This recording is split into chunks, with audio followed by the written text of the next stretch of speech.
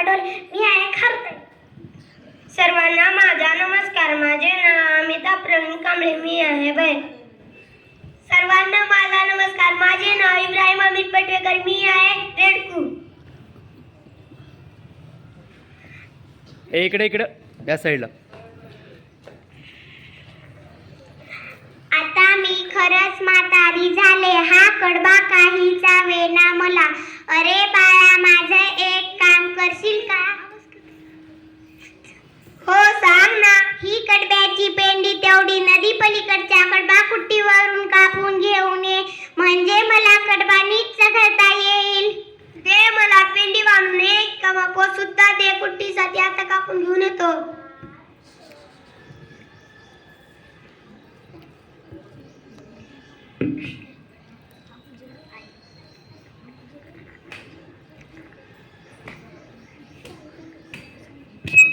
बैल काका, मला नदी पलीकडच्या कडबा कुट्टीवर जायचे. आजीसाठी कडबा कापून घ्यायला.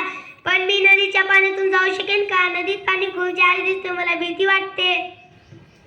अरे काळजी करू नको. गुडघे इतकं तर पाणी आहे. आरामात जाशील. काय करा. अरे वेड्या, कुठे चाललास? नदीला पाणी किती आले? वाहून जाशील. मागे फिर. खारुताई, पाणी जास्त नाहीये असं काकांनी सांगितले. मला आरामात जातील. मुळीच नाही. कालच आमची एक मैत्रीण पाण्यातून पलीकडे जाताना वाहून गेली. असा वेडेपणा करू नकोस. मागे फिर.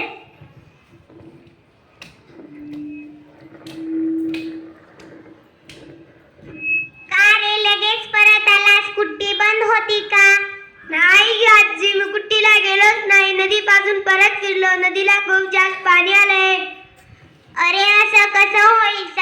सकाळीच तर गाढव दादा आला. त्याच्या पोटापर्यंत सुद्धा पाणी नव्हतं असं तो म्हणत होता.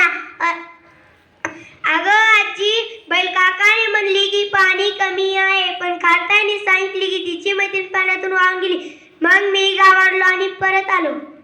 अरे जरा नीट विचार कर. बैल काका किती उंच आहेत आणि खारुताई किती छोटी आणि डुबकी आहे. म्हणजे तिला पाणी जास्तच वाटणार ना.